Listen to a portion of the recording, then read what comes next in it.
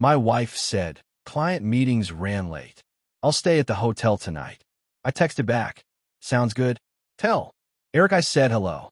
She read it, didn't reply. 20 minutes later, her car pulled into the driveway.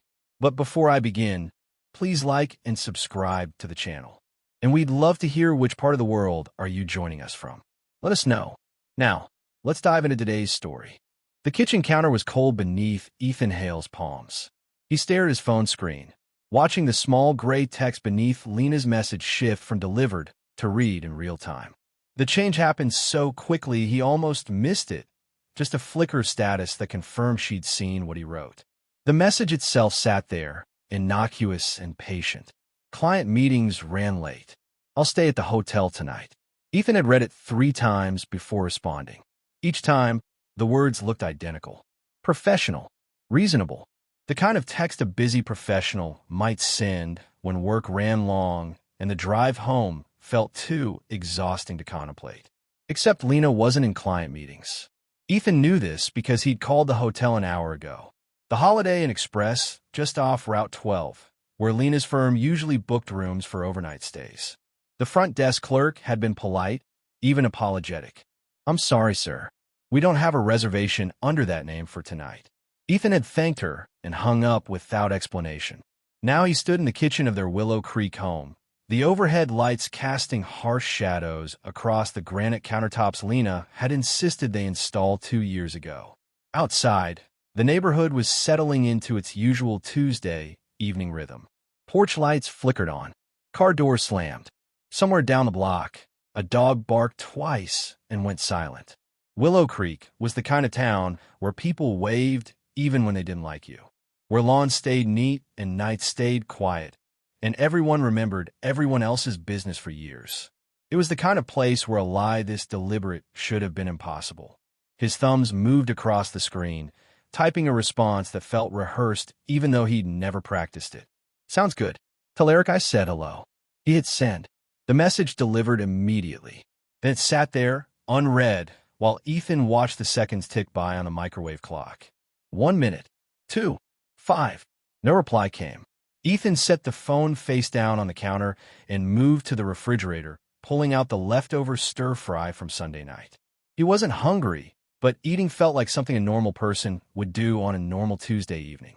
Something that would make the scene look right if anyone were watching. He heated the food without tasting it, ate standing up, washed the dish, and put in the drying rack with mechanical precision. 20 minutes after his text, headlights swept across the garage door. Ethan heard the familiar growl of Lena's Lexus SUV pulling into the driveway. The engine cut. A car door opened and closed with the solid thunk of German engineering. Keys jingled. The garage door openerward. He stayed at the counter, listening to her movements through the walls. The interior door from the garage to the mudroom opened. Footsteps crossed the tile. A purse hit the bench with a soft thud. Then Lena appeared in the kitchen doorway. She looked exactly like someone who'd just left early from client meetings. Her charcoal blazer was still crisp, her white blouse tucked neatly into tailored slacks. But her shoulders carried that carefully constructed slump, the kind that suggested exhaustion without looking sloppy. Her eyes had that soft, distant quality that came right before she asked for sympathy. "Everything okay?" Ethan asked. His voice came out level, curious without being suspicious. Lena nodded, moving into the room with practiced grace. "Meetings wrapped early. I just wanted to come home." She crossed the distance between them in 4 steps and melted into his arms. Her perfume, something floral and expensive that she'd started wearing 6 months ago, filled the space between them. Her head tucked perfectly beneath his chin. "I'm glad you're here," she murmured against his chest. Ethan held her, his hands resting lightly on her back, feeling the silk of her blouse and the steady rhythm of her breathing. She felt warm, real, like someone telling the truth.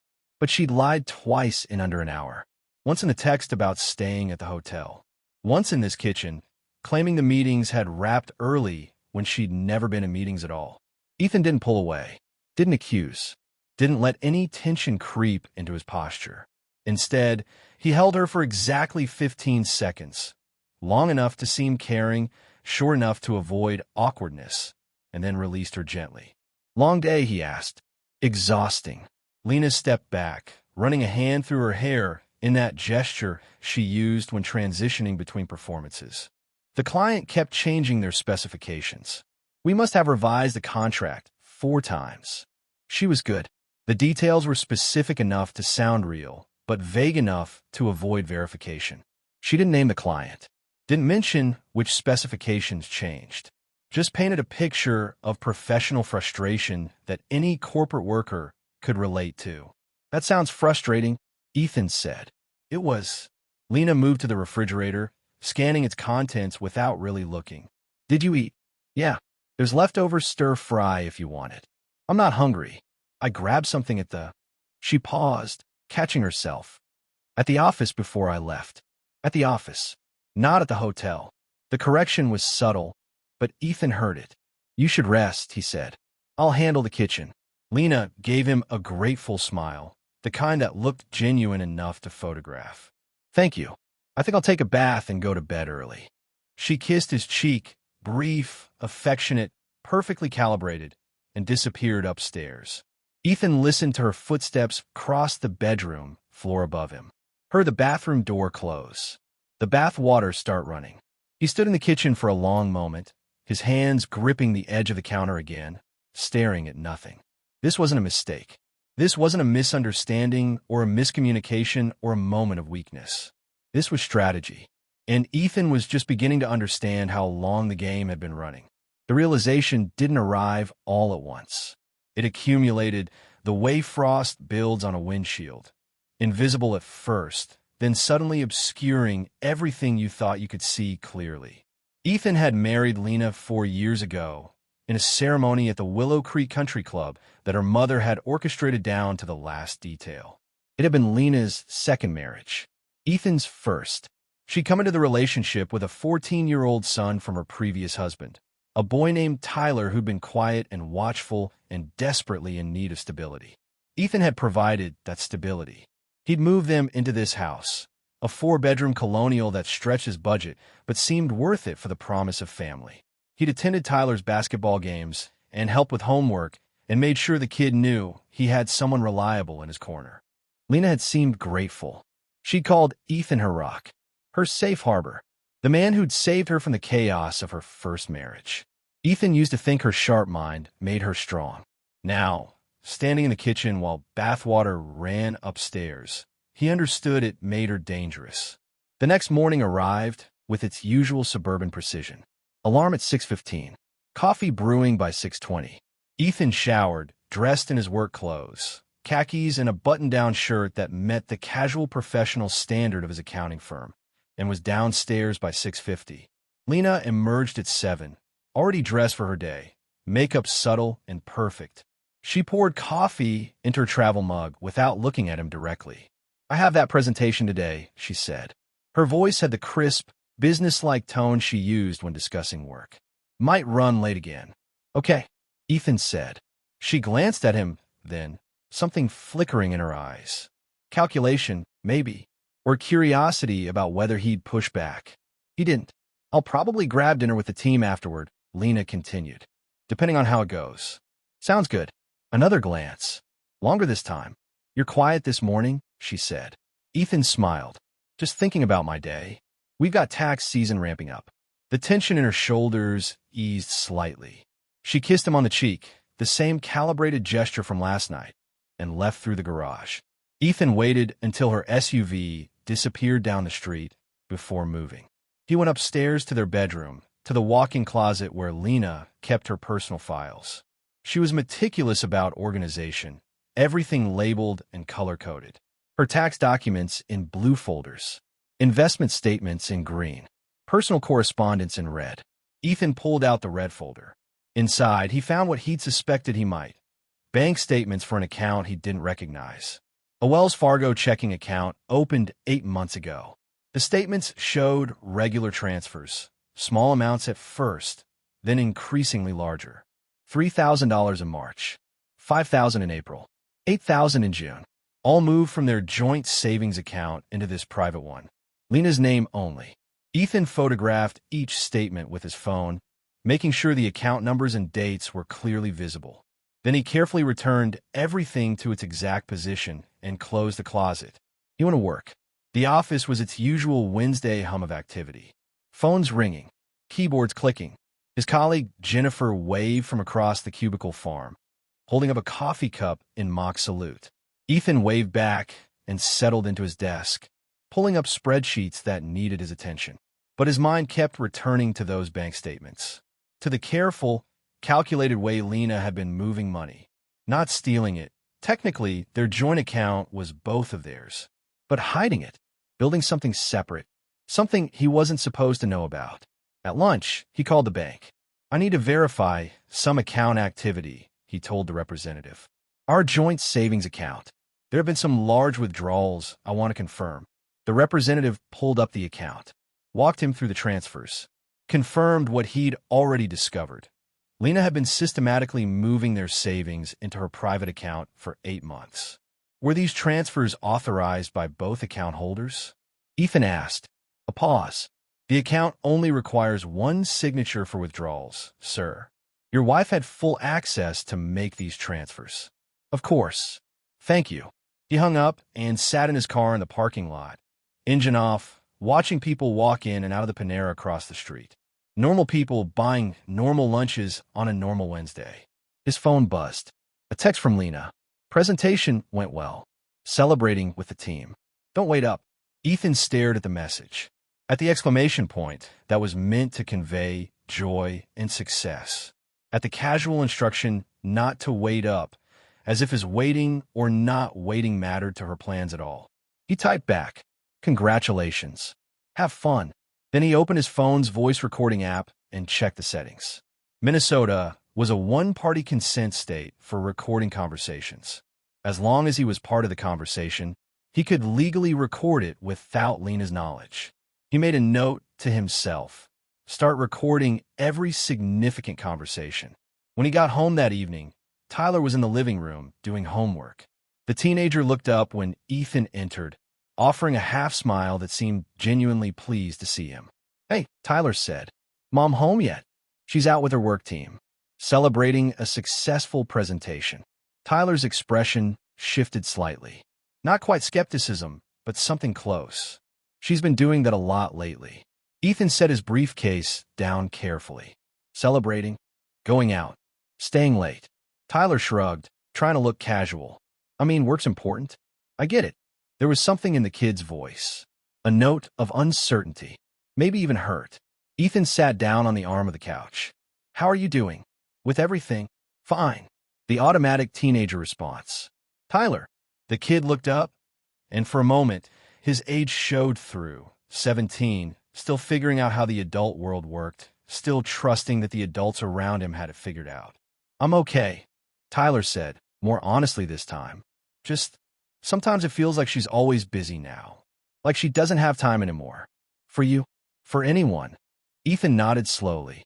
He wanted to say something reassuring, something that would make Tyler feel secure and valued.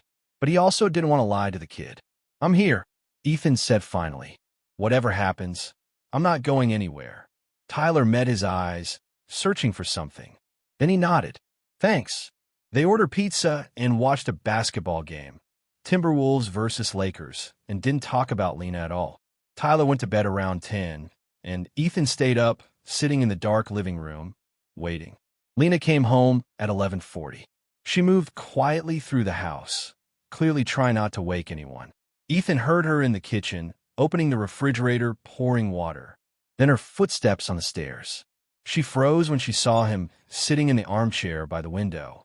"Jesus, Ethan, you scared me." "Sorry. Couldn't sleep." Lena's hand pressed her chest, recovering from the startle. "Why are you sitting in the dark?" "Just thinking." She studied him for a moment, and he could see her mind working, trying to determine if this was normal insomnia or something else, something that required management. "Is everything okay?" she asked. "Yeah. How was the celebration?" "Good. We went to that new gastropub on 5th. The team was happy with how the presentation went." She moved into the room, sitting on the ottoman near his chair, close enough to seem intimate, far enough to maintain distance if needed. "You should have been there. They were asking about you. Who was? A tiny pause. The team. They like you. Ethan nodded. That's nice of them. Lena reached out, touching his knee. Are you sure you're okay? You seem distant. This was the pivot. The moment where she'd start reframing his behavior as the problem. He could feel it coming. Just tired, Ethan said. Tax season stress. Her hand squeezed gently. You work so hard. Too hard sometimes. We both do. Maybe we should take a vacation. Get away for a weekend. Her voice had that warm, conspiratorial quality she used when suggesting something that sounded spontaneous, but wasn't. We could drive up to Duluth. Stay at that bed and breakfast you liked. Maybe, Ethan said. After tax season. Of course. After tax season. She stood, leaning down to kiss his forehead. Come to bed soon. You need rest. She went upstairs, and Ethan stayed in the chair, listening to her move through the bedroom. The closet door opened. Closed. Bathroom sounds. The bed creaking as she settled in. He waited another 20 minutes, then went upstairs himself. Lena was asleep, or pretending to be, when he slipped under the covers. He lay there in the darkness, staring at the ceiling, thinking about bank accounts and text messages and the careful construction of lies. And he began to plan. The bank alert came on a Tuesday morning, 3 weeks after the night Lena came home early from her fictional client meetings. Ethan was at his desk, reviewing a corporate tax return, when his phone buzzed with a notification. He glanced at the screen and felt something cold settle in his chest. Alert. Large withdrawal from joint savings account amount. $15,000. He opened his banking app with fingers that had gone slightly numb. The transfer was there, stamped with that morning's date. $15,000 moved from their joint savings into Lena's private Wells Fargo account. No warning, no discussion, no explanation. Ethan sat very still for a moment, his mind working through the implications. This wasn't like the smaller transfers he discovered. This was aggressive, blatant, almost as if she wanted him to notice. He closed his office door and called the bank again. I need to speak with someone about unauthorized activity on my account, he said when the representative answered. Of course, sir. Let me pull up your account information. After verifying his identity, the representative walked him through the transaction. Same pattern as before. Lena had initiated the transfer using her credentials, which she had every legal right to do. Can we put restrictions on the account? Ethan asked. Require both signatures for withdrawals over a certain amount. You can, but that would require both account holders to agree to the change and sign new paperwork. I see. Thank you. He hung up and stared at his computer screen without seeing it. This was a message. Lena was telling him something. But what? At lunch, he drove home. Lena's car was in the driveway. She worked from home on Tuesdays, taking video calls and answering emails from the home office they'd set up in the spare bedroom. Ethan found her there, sitting at the desk with her laptop open, spreadsheets visible on the screen. She looked up when he entered, surprise flickering across her face. Hey, I wasn't expecting you home for lunch. I saw the bank alert, Ethan said. Her expression didn't change. No guilt, no embarrassment, just a kind of careful neutrality that told him she'd been prepared for this conversation. Oh, right. I should have mentioned that. $15,000, Lena. She closed her laptop slowly, giving herself time to compose her response. When she looked at him again, her eyes had taken on that soft, wounded quality she used so effectively. I moved it for safety, she said. Her voice was quiet, reasonable. I didn't know what else to do. Ethan felt something sharp twist in his chest. Safety from what? From you. The words hung in the air between them. From me, Ethan repeated slowly. Lena stood, wrapping her arms around herself in a gesture of self-protection. You've been different lately. Distant. Cold. I can feel you pulling away. And I got scared. So you transferred $15,000. I needed to make sure I'd be okay. Her voice cracked slightly. If you left, if you decided this wasn't working anymore, I needed to know I could take care of myself and Tyler. Ethan stared at her, watching the performance unfold. The trembling lower lip, the glistening eyes, the vulnerable posture. It was masterful, and it was completely calculated. I'm not leaving, he said. You say that now. Lena's voice dropped to a whisper. but I've been abandoned before. I know what it looks like when someone's checking out emotionally. I'm not your ex-husband. No, you're worse. The accusation came out sharp, surprising him. She caught herself immediately, softening. I'm sorry. I didn't mean that. I'm just scared, Ethan. Can't you understand that? He could understand it. That was the problem. He could see exactly what she was doing, turning his concern about the money into a referendum on his emotional availability, making him defend himself against accusations she'd invented. I understand you're scared, Ethan said carefully. But moving our savings without talking to me doesn't make you safer. It makes us less secure. Both of us. I'll move it back. She stepped toward him, reaching for his hands. I will. I just needed to feel like I had some control. Can you understand that? Ethan let her take his hands, but didn't squeeze back. Move it back today. I will. I promise. She kissed him then, pressing her lips to his with an urgency that felt rehearsed. When she pulled back, her eyes were searching his face, looking for confirmation that the crisis had passed. I love you, she said. I know I'm not perfect. I know I make mistakes. But I love you and I'm trying. I know, Ethan said. He went back to work without eating lunch. That evening, he checked the account. The $15,000 was still in Lena's private account. It would stay there for 3 more days before she transferred it back. And even then, she'd only moved $12,000, keeping 3 as a personal cushion that she claimed she needed for peace of mind. Ethan didn't argue. Instead, he called an attorney. The law office of Patricia Reynolds was located in a converted Victorian house 2 towns over from Willow Creek. Ethan had found her through careful research, a family law specialist with a reputation for handling complex divorces and a client list that suggested she didn't lose often.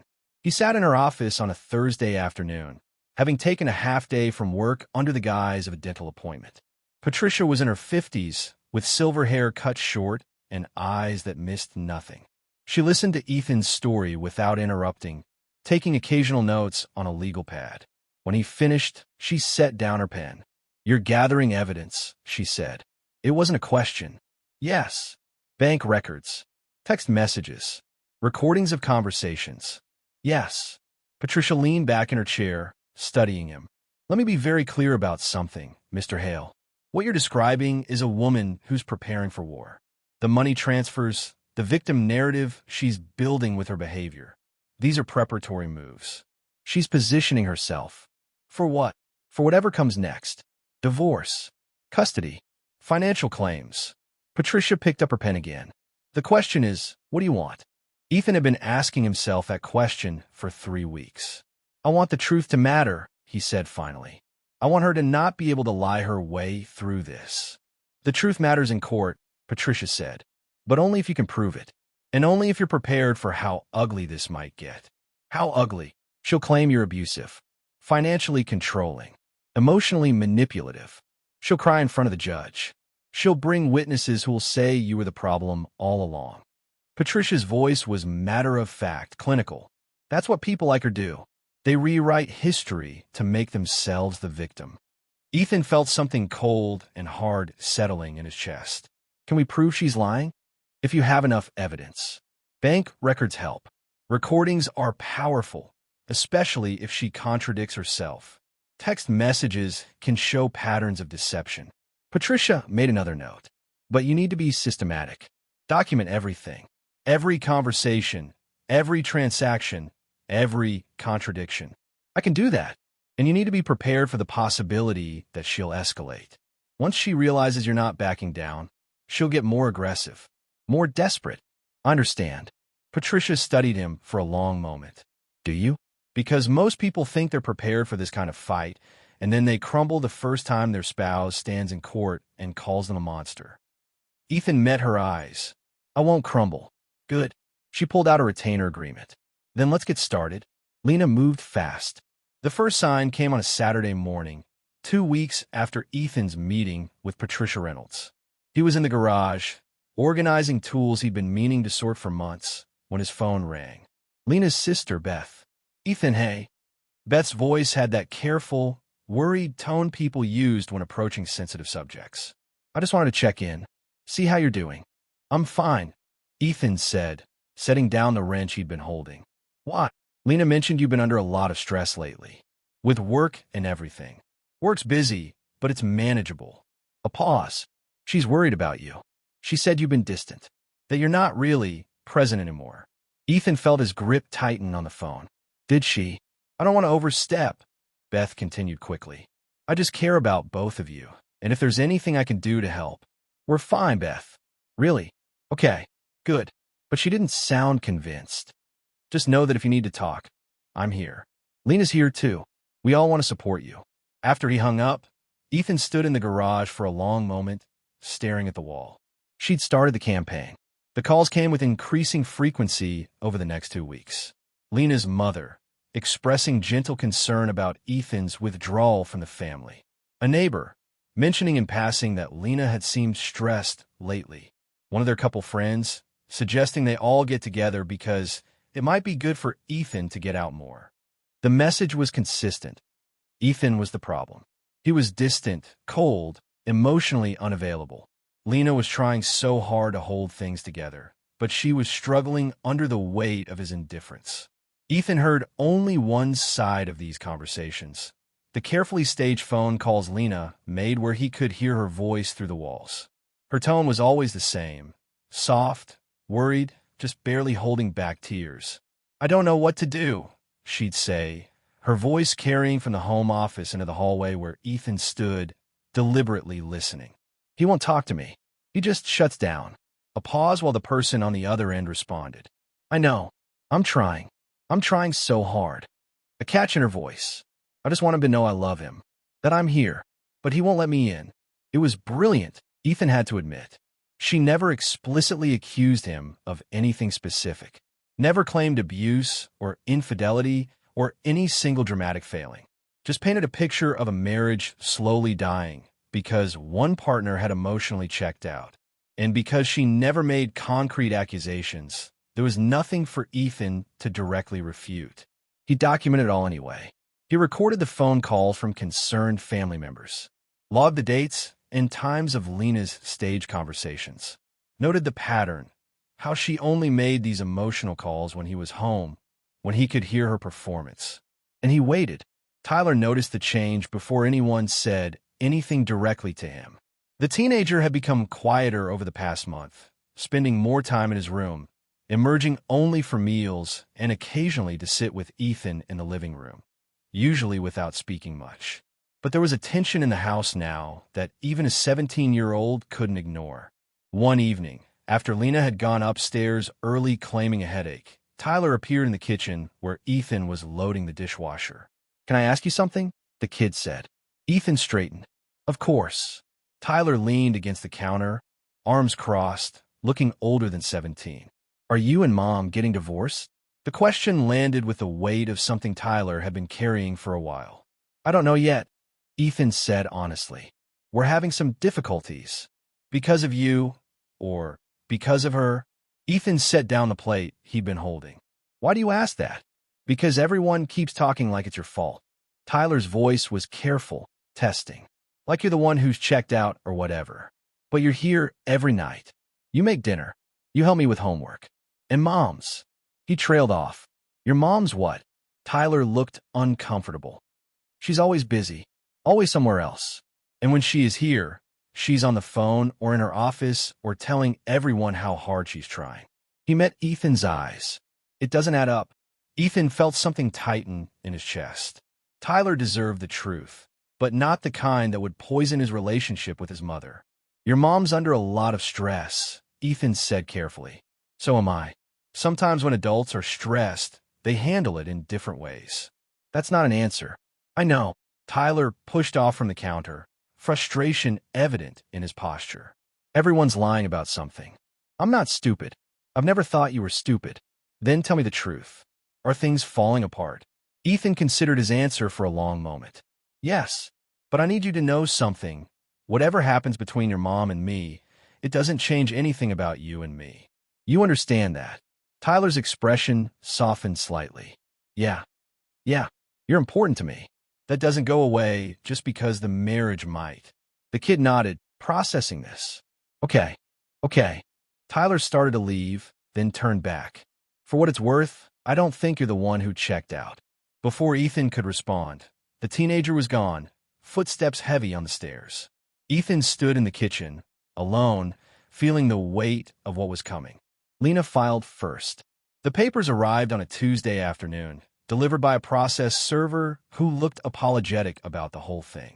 Ethan accepted the manila envelope at the door, signed a receipt, and waited until he was alone to open it. Petition for dissolution of marriage. The language was formal, legal, precise. But beneath the bureaucratic terminology, the message was clear. Lena wanted everything. She was requesting full control of their joint assets, claiming she'd been the primary financial contributor to the household despite years of shared income. She wanted exclusive use of the house, citing her need for stability as a single mother. She wanted spousal support, temporary during the divorce proceedings, potentially permanent after. And woven through every filing, every claim, every request, was the narrative she'd been building for months. Lena was the victim of a failing marriage, abandoned by a distant husband who'd never fully committed to their family. Ethan sat at the kitchen table, reading through the papers twice, his mind working through the implications. She'd been planning this for months, maybe longer. Every conversation, every staged phone call, every withdrawn dollar had been preparation for this moment. He called Patricia Reynolds.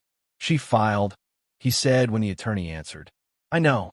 I received notification this morning. Patricia's voice was calm, unsurprised. How are you holding up? I'm fine. What do we do? We respond. Methodically. She's made claims about financial dependency that we can disprove with tax returns and bank statements. She's requesting exclusive use of the house, which we'll contest.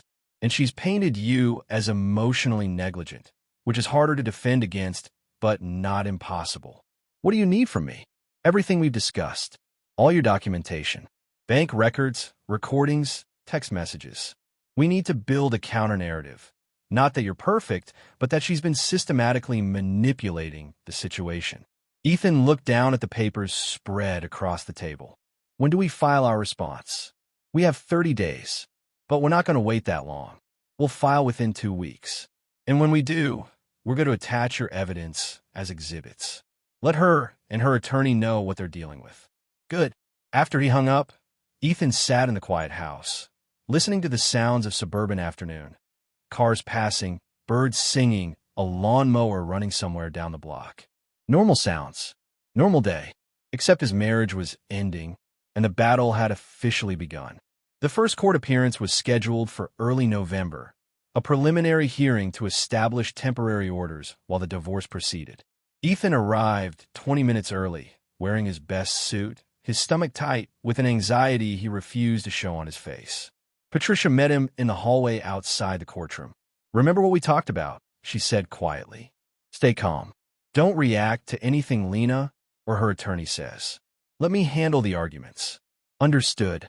And Ethan, Patricia's eyes were serious. She's going to look heartbroken in there. She's going to cry. She's going to make you look like the villain. Don't let it shake you. I won't. They entered the courtroom together. Lena was already there, sitting at the opposing counsel's table with her attorney, a man named Robert Brennan who had a reputation for aggressive family law tactics. She wore a simple navy dress, her hair pulled back, minimal makeup. She looked tired, vulnerable, like someone who'd been carrying too much for too long. Their eyes met across the room. For a moment, Ethan saw something flicker in her expression. Calculation? Uncertainty? Before she looked away, her hand reaching up to touch her throat in that gesture of stress she'd perfected. The judge entered, and everyone stood. Judge Catherine Morrison was in her early 60s, with an efficient manner and eyes that suggested she'd seen every divorce tactic imaginable. She settled behind the bench and surveyed both parties with professional neutrality. This is a preliminary hearing in the matter of Hale versus Hale, she began. We're here to establish temporary orders regarding asset distribution, use of the marital residence, and financial support during divorce proceedings. Mr. Brennan, you may begin. Robert Brennan stood, his movements smooth and practiced. Thank you, Your Honor. My client, Ms. Hale, has filed for divorce after a 4-year marriage in which she has been the primary emotional and financial anchor of the household. Despite working full-time and contributing substantially to the family's finances, she's also taken on the burden of raising her teenage son with minimal support from Mr. Hale. Ethan kept his face neutral as Brennan continued painting the picture. Lena as the overextended working mother, Ethan as the distant, uninvolved husband. Ms. Hale is requesting temporary exclusive use of the marital home to maintain stability for her son, temporary spousal support to offset the financial disparity created by Mr. Hale's control of their accounts, and preservation of joint assets until a final settlement can be reached. Judge Morrison made notes. Ms. Reynolds, your response? Patricia stood, and Ethan saw the shift in her posture from lawyer to advocate. Your Honor, Mr. Brennan's characterization is creative but not supported by facts. Both parties contributed equally to household finances. Both parties are employed full-time. And far from being distant or uninvolved, Mr. Hale has been the primary caregiver for Tyler Hale, Ms. Lena's son, including attendance at school events, provision of daily meals, and emotional support. Patricia pulled out a folder. We've submitted financial documentation showing that Mr. Hale has paid the mortgage, utilities, and a majority of household expenses throughout the marriage. We've also provided evidence that Ms. Hale has been systematically transferring joint funds into private accounts without Mr. Hale's knowledge or consent, including a $15,000 transfer 3 weeks ago. Brennan stood quickly. That transfer was made to protect my client's interests after observing increasingly controlling behavior from Mr. Hale. What controlling behavior? Patricia's voice sharpened. The documentation shows that Mr. Hale has been financially transparent throughout the marriage while Ms. Hale has been actively hiding assets. Judge Morrison raised a hand. Counselors, let's keep this focused. Ms. Reynolds, do you have objections to the temporary orders requested? We object to exclusive use of the residence. We object to spousal support given the equal financial contributions. And we request full financial disclosure from Ms. Hale regarding all private accounts and transfers made in the past 12 months. The judge made more notes. Anything else?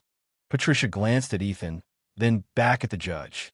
We'd like to submit evidence of Ms. Hale's campaign to damage Mr. Hale's reputation with family and friends, including recorded conversations where she misrepresents his behavior and intentions. Brennan was on his feet. Objection. Those recordings are legal under Minnesota's one-party consent laws, Patricia finished, and they directly refute Ms. Hale's claims of being victimized. Judge Morrison looked between both attorneys, then at Lena and Ethan. I'm going to take this under advisement, she said.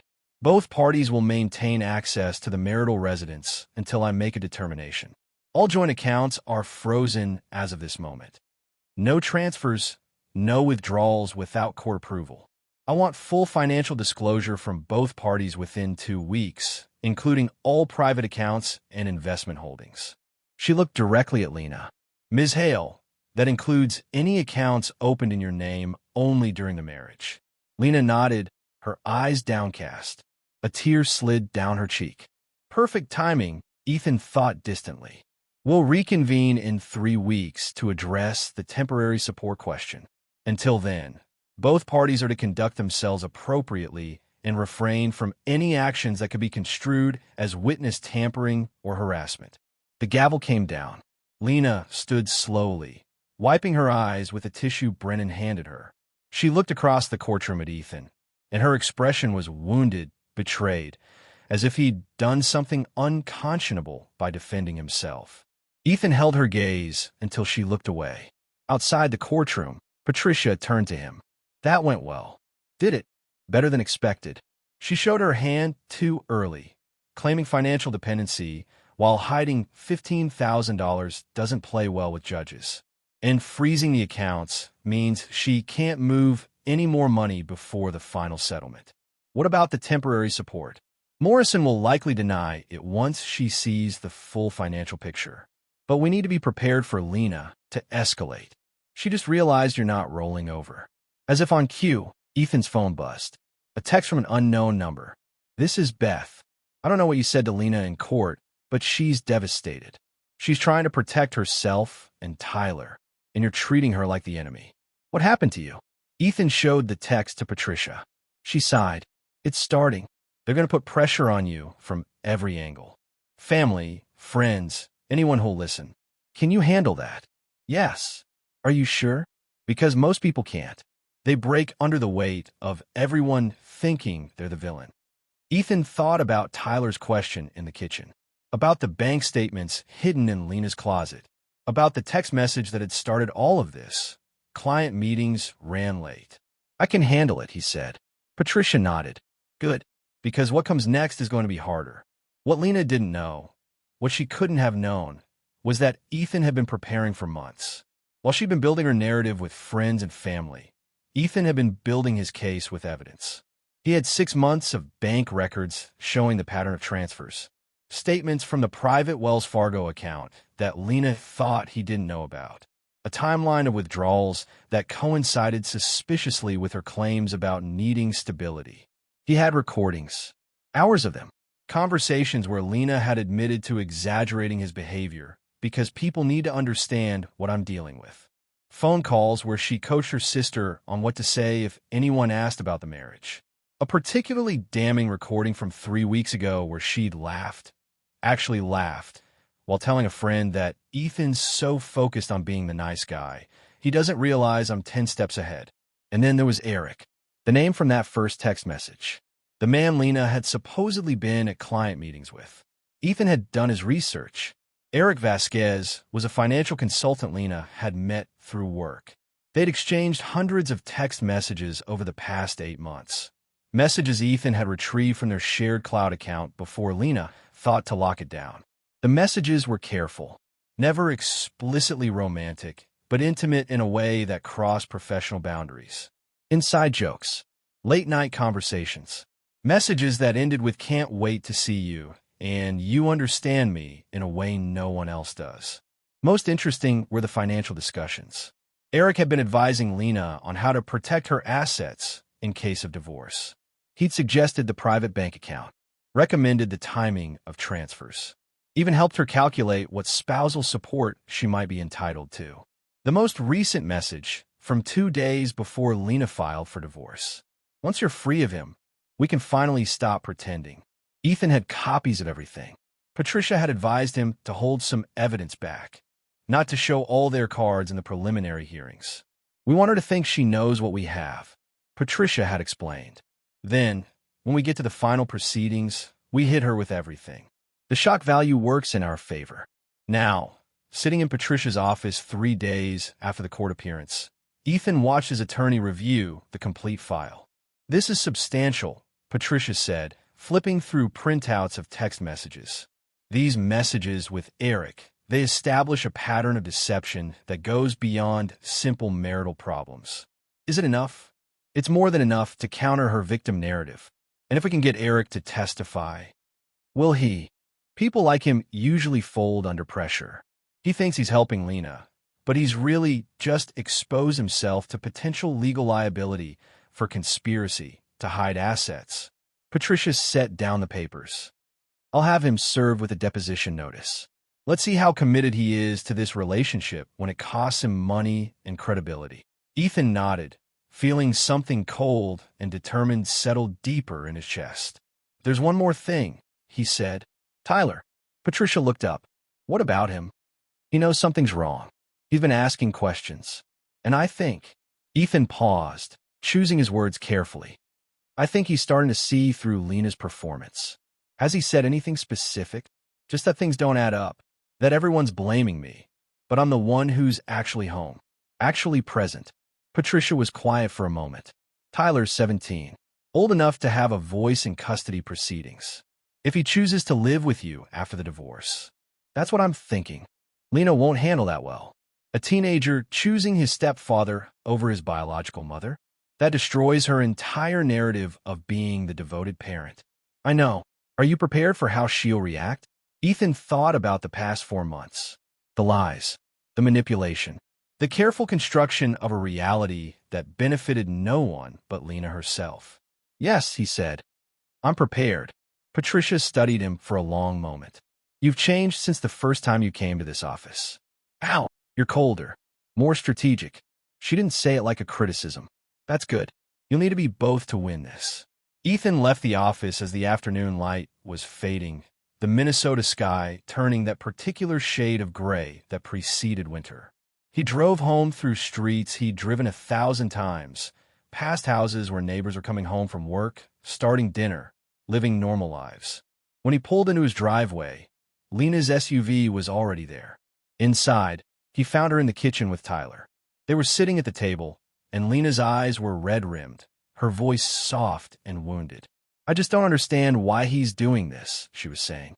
"I've tried so hard to make this work, and he's turning everyone against me." Tyler looked up when Ethan entered. The teenager's face was carefully neutral. "Hey," Ethan said.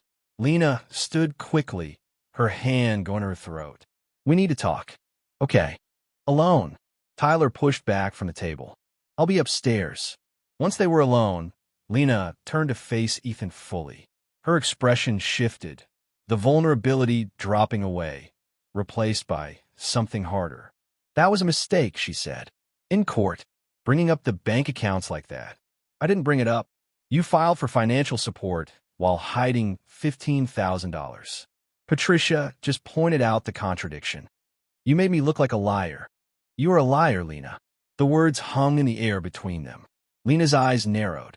"Be very careful, Ethan. You don't know what I'm capable of." "I think I'm starting to understand exactly what you're capable of. You want to play this game?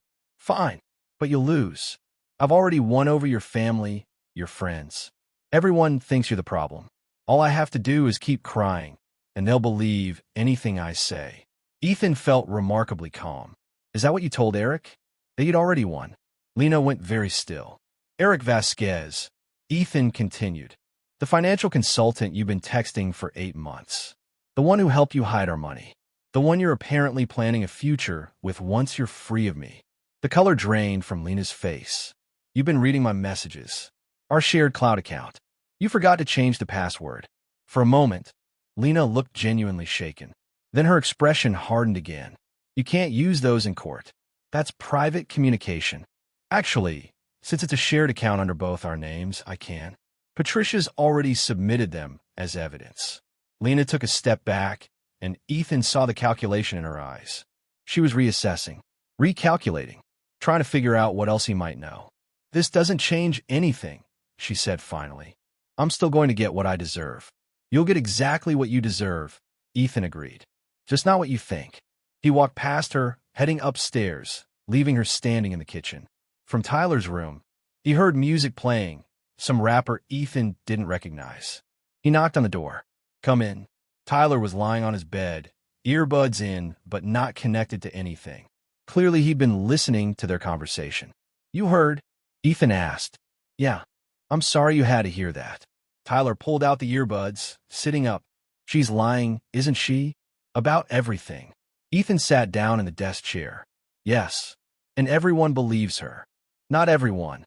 Grandma does. Aunt Beth. All her friends." Tyler's voice was flat. "They all think you're the bad guy." "I know. It's bullshit." "Language," Ethan said automatically, then shook his head. "But yeah, it is." Tyler looked at him, and there was something old in his eyes. "What happens now?" "The divorce proceeds. There will be more court dates. More arguments. It's going to get worse before it gets better. And where do I end up?" This was a question Ethan had been dreading. "That's up to you. You're old enough that the judge will take your preference into account. I want to stay with you." The words came out firm, certain, no hesitation. Ethan felt something tighten in his chest. "Tyler, I need you to understand what that means. If you choose to live with me, your mom is going to be hurt, angry. She might try to convince you that I've turned you against her. She can try. Doesn't mean I'll believe it. This isn't going to be easy. Nothing about this has been easy." Tyler met his eyes. "But you're the one who's been here. Really here. Not just performing being here." Ethan nodded slowly. "Okay. When the time comes, if you're sure, we'll tell the court." "I'm sure." After Ethan left Tyler's room, he went to his own bedroom, the one he'd been sleeping in alone for the past 2 weeks since Lena had moved to the guest room.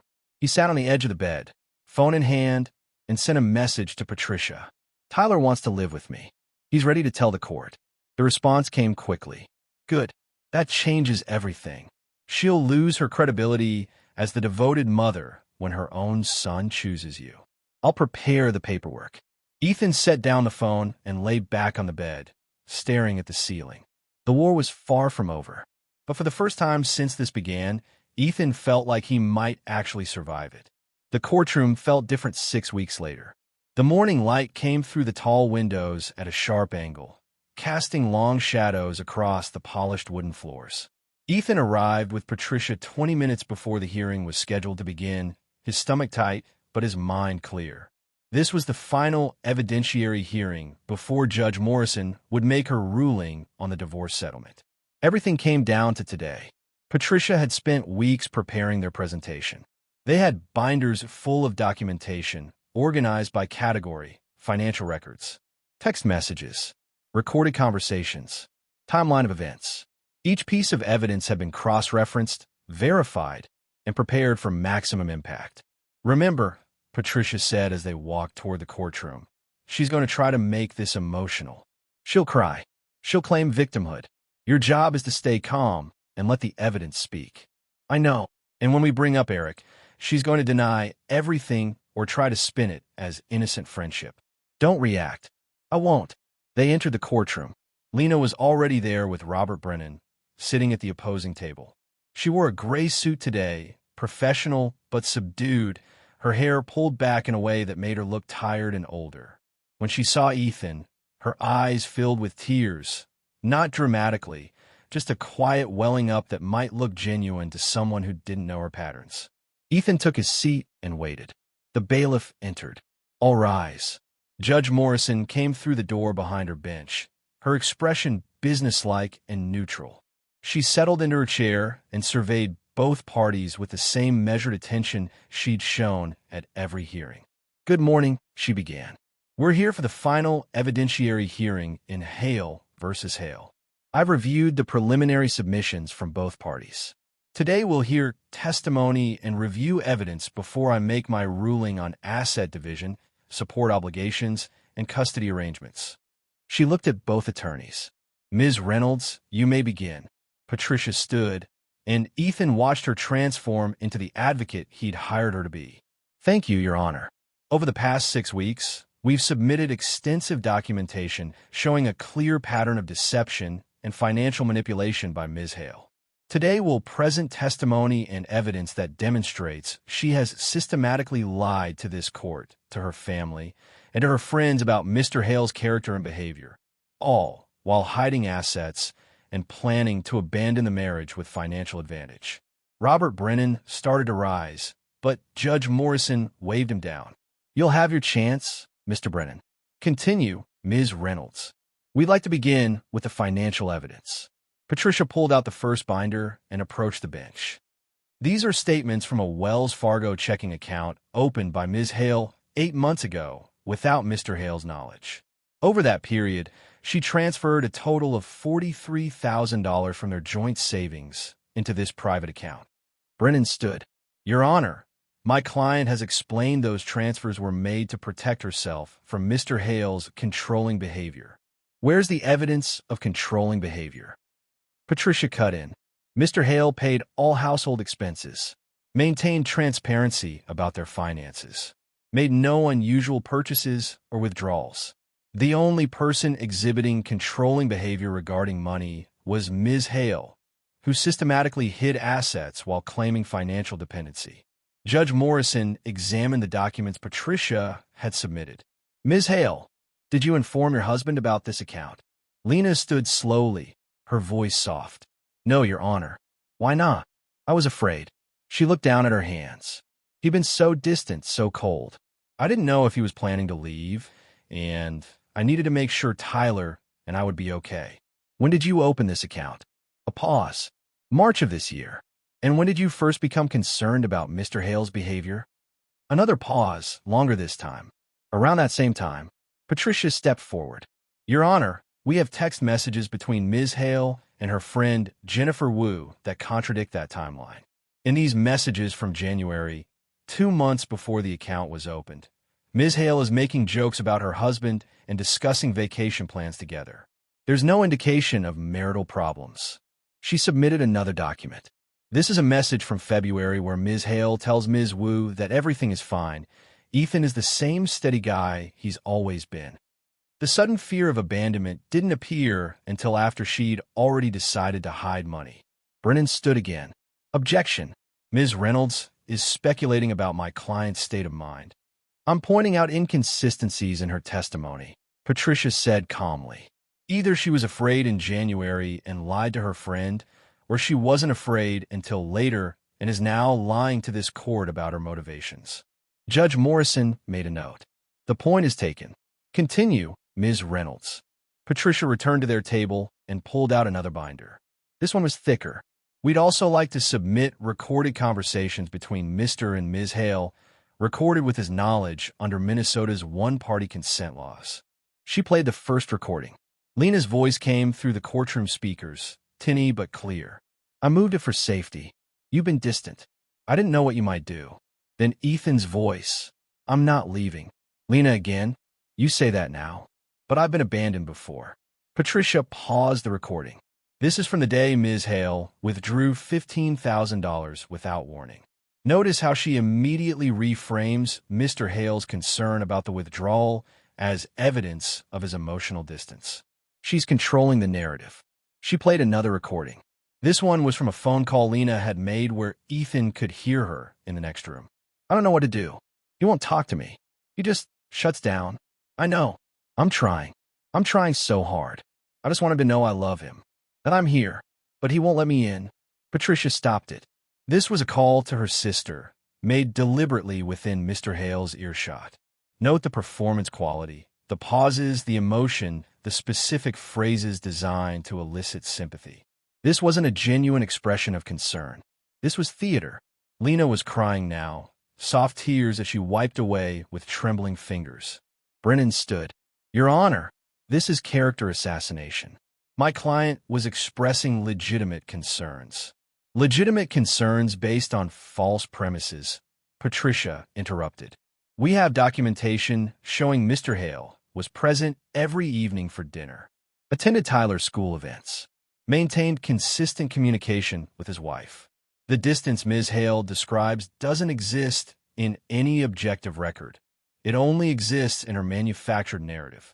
Judge Morrison leaned forward. Ms. Reynolds, what's your point with all this? My point, Your Honor, is that Ms. Hale has been systematically lying to justify behavior she'd already decided on. She wasn't afraid of her husband's abandonment. She was planning to abandon the marriage herself while maximizing her financial advantage. And she's been running a campaign to destroy his reputation so no one would question her version of events. Patricia pulled out one more set of documents. And we have evidence of the real motivation behind her actions. She submitted the text messages with Eric. The courtroom went very quiet as Judge Morrison read through them. Ethan watched Lena's face, saw the moment she realized what was being presented. The color drained from her cheeks. Ms. Hale, the judge said, looking up, who is Eric Vasquez? Lena's voice was barely audible. A financial consultant I met through work. And you've been communicating with him regularly? We're friends. Patricia stepped forward again. Your Honor, the messages show more than friendship. They show Eric Vasquez advising Ms. Hale on how to hide assets, when to file for divorce, and what financial claims to make. There are also messages suggesting a romantic relationship. She read from one of the printouts. Once you're free of him, we can finally stop pretending. That's from Mr. Vasquez, sent 2 days before Ms. Hale filed for divorce. Brennan was on his feet.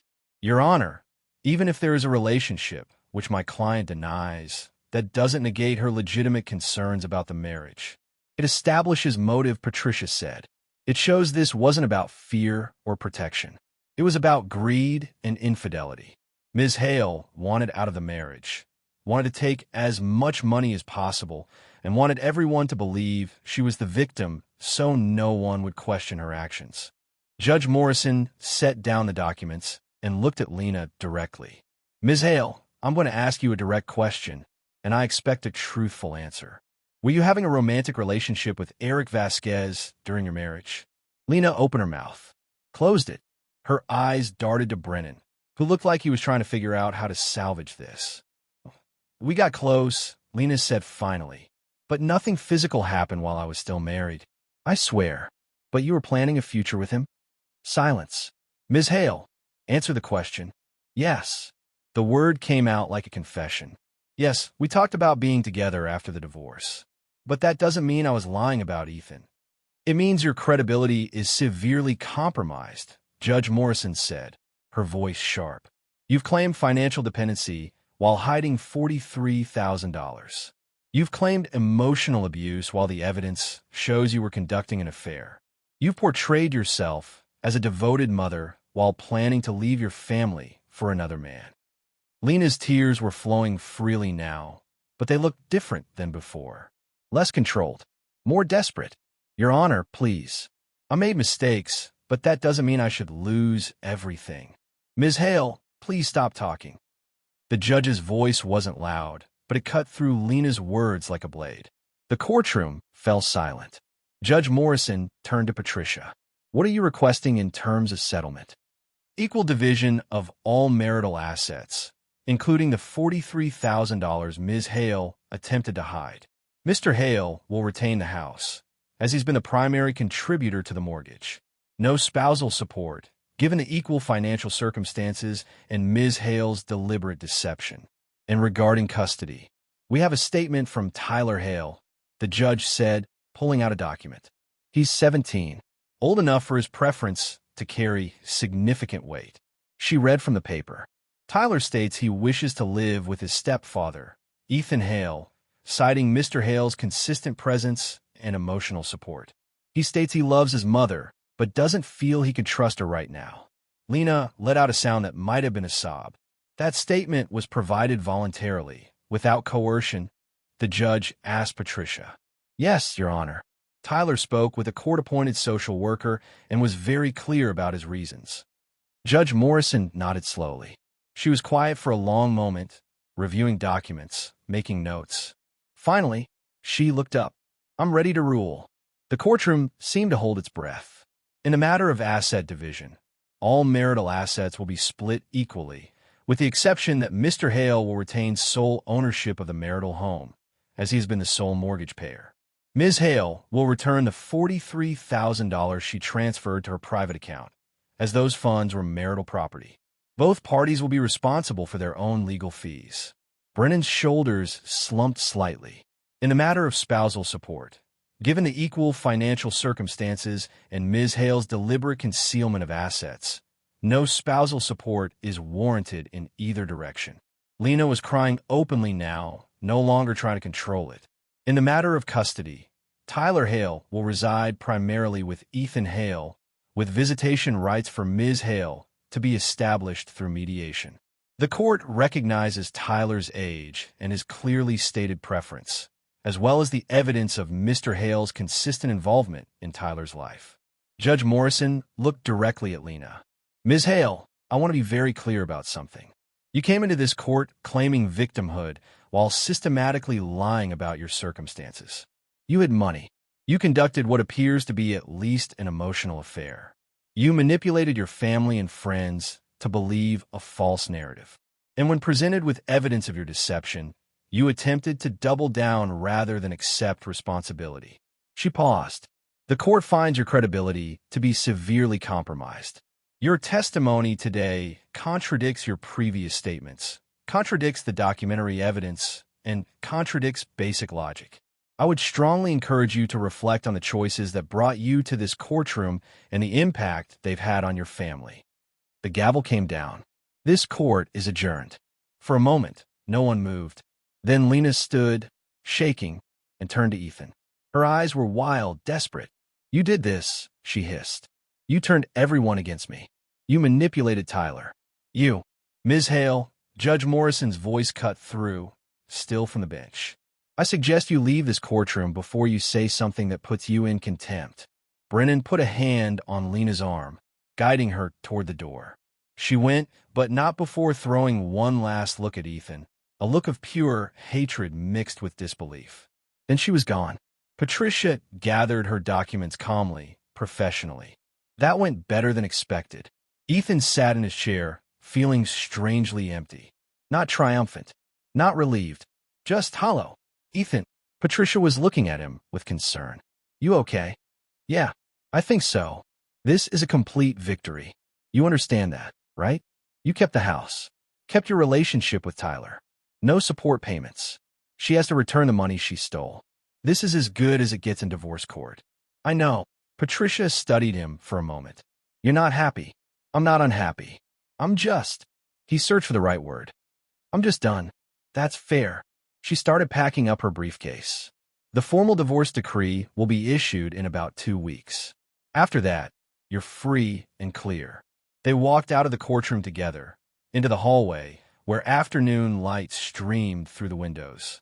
Ethan saw Tyler waiting on a bench, the teenager standing up when he saw them approach. How'd it go? Tyler asked. You're staying with me, Ethan said. If you still want to. Tyler's face broke into something that might have been relief. Yeah, I do. They walked out of the courthouse together, and Ethan felt the Minnesota winter air hit his face, cold and clean and honest. The weeks that followed had a surreal quality. Word spread quickly through Willow Creek. Ethan heard about it through various channels. The whispered conversations at the grocery store, the suddenly awkward encounters with neighbors who'd previously been sympathetic to Lena, the phone calls from family members who wanted to hear his side of the story, now that the court had validated it. Lena's sister Beth called 2 weeks after the final hearing. I owe you an apology, she said without preamble. I believed her. We all did. I understand why you did. No, you don't. You're being too kind. Beth's voice was heavy with something that might have been guilt. She's my sister. I should have seen through it. Should have questioned more. But she was so convincing. That's what she does, Ethan said. She convinces people. Is Tyler really okay? He's doing well. Focusing on school. He and I are figuring it out. Can I see him? I know the court gave her visitation rights, but I'm his aunt. You'll have to ask Tyler, Ethan said. He makes his own decisions about who he wants to spend time with. Beth was quiet for a moment. She's not doing well, Ethan. Lena, I think you should know that. What do you mean? She lost her job. The firm let her go after Eric stopped returning her calls and some of the financial irregularities came to light. And she's having trouble finding new work because word gets around in her industry. Ethan felt nothing. No satisfaction. No sympathy. Just a distant acknowledgement of consequences. I'm sorry to hear that, he said, and meant it in the most technical sense. Are you, though? The question hung in the air. I'm not glad she's suffering, Ethan said carefully. But I'm also not responsible for fixing it. Fair enough. Beth sighed. For what it's worth, I think Tyler made the right choice. And I think you're a good person for not punishing him for our family's mistakes. After he hung up, Ethan sat in the quiet house, his house now, legally and completely, and thought about Lena. She tried to call a few times in the weeks after the hearing, left voicemails that oscillated between tearful apologies and angry accusations. He'd listened to each one once, documented them as Patricia had advised, and then deleted them. The apologies were meaningless. The anger was predictable. Neither changed anything. Tyler settled into the new normal with surprising ease. He kept his bedroom, his routine, his life. But there was a lightness to him now that hadn't been there before, as if a weight had been lifted. One evening in late December, while they were making dinner together, Tyler spoke up. She called me today. Ethan looked up from chopping vegetables. Your mom? Yeah. She wanted to know if I'd come for Christmas. What did you tell her? Tyler was quiet for a moment, pushing pasta around in the pot. I said I'd think about it, but I don't think I will. You don't have to make that decision to protect me, Ethan said. If you want to see her, it's not about you. Tyler met his eyes. It's about her. Every time I talk to her, she spends the whole time trying to convince me that you're the bad guy. That you manipulated the court, manipulated me. She can't just be my mom. She has to be the victim. That's hard. It is. Tyler went back to the pasta. But it's also her choice, you know. You gave her chances. Lots of them. And she kept lying. Kept trying to control everything. At some point, that's on her. Ethan felt something shift in his chest. This kid, this 17-year-old who'd been through too much too soon, understood what many adults never grasped, that sometimes the kindest thing you can do is let people experience the consequences of their choices. "You're pretty wise for your age," Ethan said. Tyler grinned. "I have a good role model." They finished making dinner together, and later that night, after Tyler had gone to bed, Ethan stood in the backyard of the house that was now fully his. The air was cold, crisp, with that particular clarity that Minnesota winter nights brought. Stars were visible above the light pollution of the suburbs. Not many, but enough to feel like the world was bigger than this small town and its smaller dramas. He thought about the past year, about the moment he'd seen Lena's text message and known, with absolute certainty, that she was lying.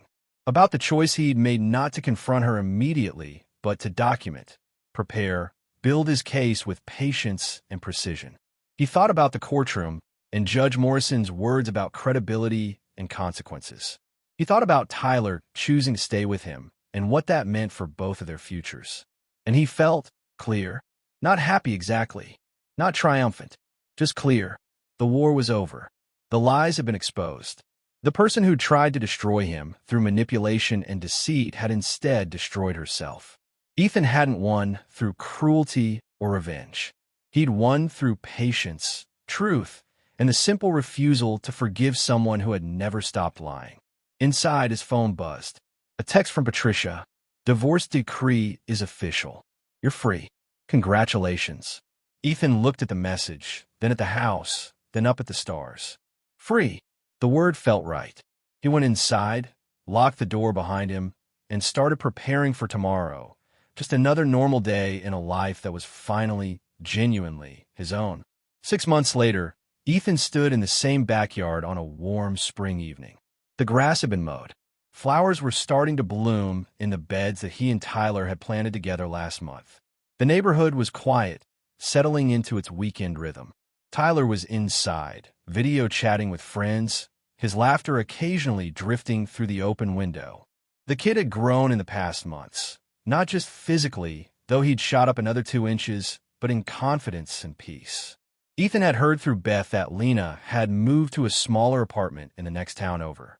She found work as a consultant, freelance stuff that paid less than her previous position, but kept her employed. She'd asked to see Tyler a few times, and Tyler had gone twice before deciding he needed more space. "It's still the same," Tyler had reported after the second visit. "She spent the whole time telling me about how unfair everything is, how you and the judge and everyone else treated her so badly. She can't just move on."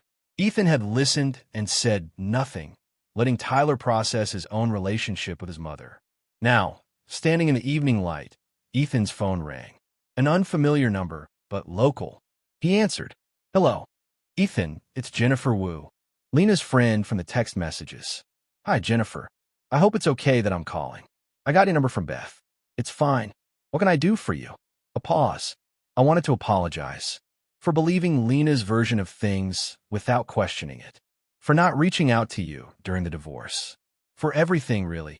You don't need to apologize." "I do, though. We were friends, and I let her convince me you were this terrible person without ever asking for your side." Ethan leaned against the deck railing, watching the sky fade from blue to purple. "She's very convincing." "She is, but that's not an excuse." Jennifer sighed. "I saw her last week.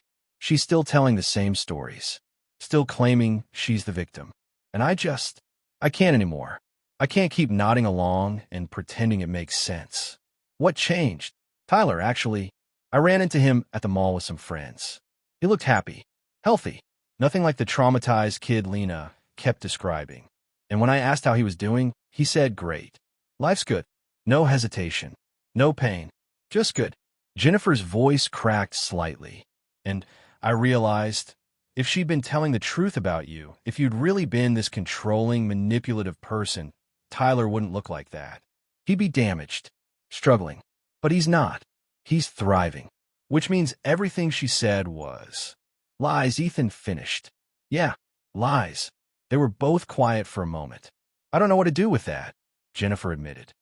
"She's one of my oldest friends, but I can't ignore what I saw." "Why no now? You don't have to choose between being her friend and acknowledging the truth," Ethan said. "You could do both. or neither. But that's your decision to make, not mine. Are you always this understanding? Ethan smiled slightly. I'm trying to be. Anger takes too much energy. After they hung up, Ethan stayed outside a while longer, thinking about karma and consequences and how sometimes justice looks less like punishment and more like people slowly, inevitably seeing the truth. Lena hadn't lost because Ethan had destroyed her. She'd lost because she destroyed herself. Through lies that couldn't be maintained, manipulations that eventually became visible, a carefully constructed victim narrative that crumbled under scrutiny. Her karma wasn't loud, wasn't dramatic, wasn't the kind of spectacular downfall that made for good stories. It was simply lasting. She'd lost her marriage, her credibility, her relationship with her son, her job, her friends. One by one, the things she tried so hard to control had slipped through her fingers. And Ethan had done nothing except refuse to let her rewrite reality. Tyler appeared in the doorway. Hey, I'm ordering pizza. You want your usual? Sure. Cool. Oh, and I got my grades today. All A's and B's. That's great, Tyler. The kid grinned and disappeared back inside. Ethan looked around the backyard one more time, at the space he'd fought for, the life he'd protected, the peace he'd earned, and felt something settle in his chest. Satisfaction, not the bitter kind that comes from revenge, not the hollow kind that comes from winning through cruelty, but the deep, lasting kind that comes from knowing you told the truth, and the truth was enough. He went inside, closing the door behind him with a soft click. Tomorrow would bring new challenges, new moments, new choices. But tonight, in this house with this kid who'd chosen to stay, Ethan Hale was exactly where he was supposed to be. And that, he thought as Tyler's laughter echoed through the rooms, was karma of its own kind. The best kind. The kind that lasted.